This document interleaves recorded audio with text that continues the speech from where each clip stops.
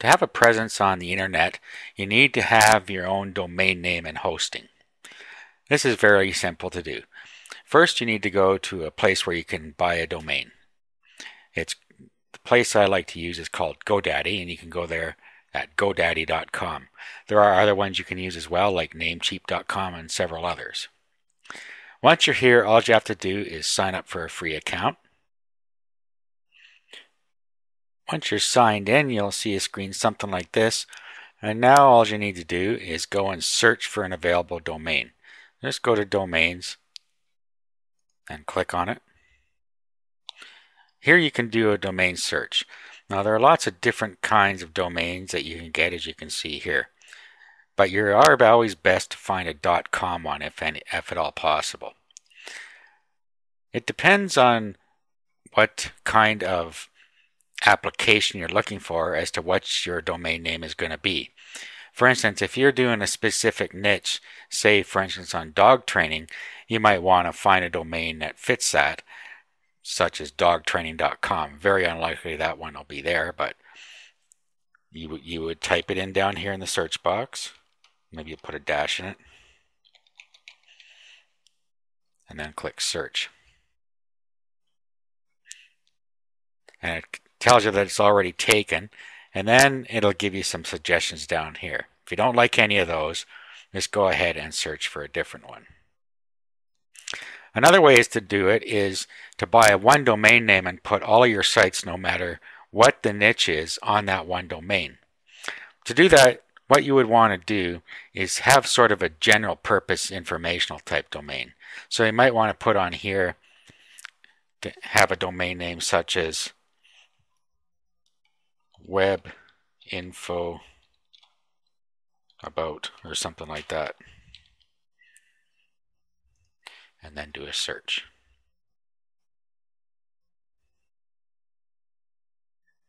Okay, so at this point webinfoabout.com is available.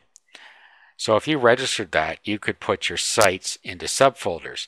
For instance, if you had your first site was going to be on dogs, you could have your website for that webinfoabout.com/dogs.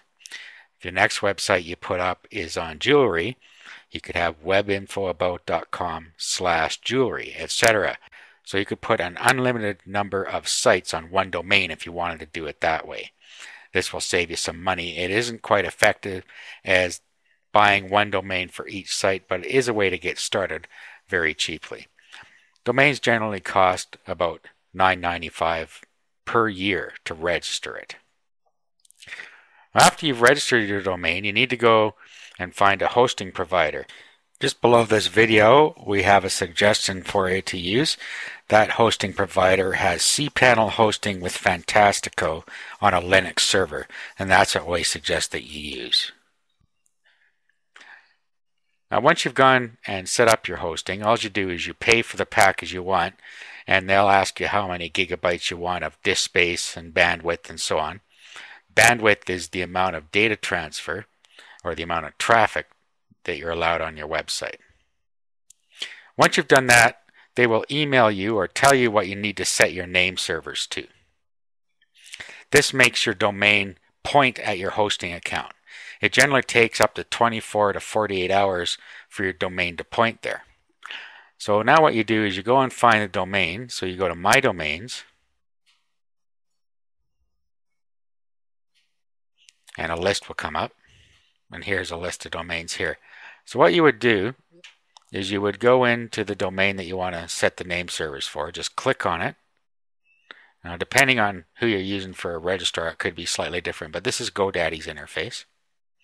So you just click there, and it brings up another one, another screen, and you'll see here that we have name servers. If you click on that,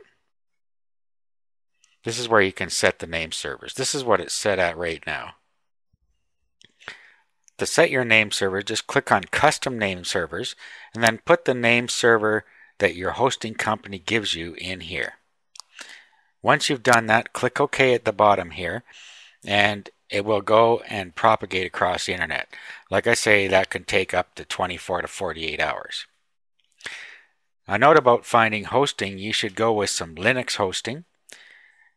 with cPanel. I do not personally suggest you use GoDaddy's hosting.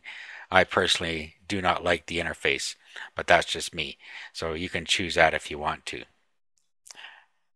Okay, so once this is all propagated, you can actually sign into your cPanel just by typing in your domain name, whatever it is, /cPanel. Remember, you won't be able to do this till after it propagates. So in this case, I typed it ensight-site.com/cPanel, keyed in my username and password, and it brought up my hosting control panel. Another note about hosting that I should mention, make sure that you have Fantastico, as you are able to install a lot of different applications automatically using Fantastico. So that's it. That concludes the video series on how to set up a domain name and find hosting.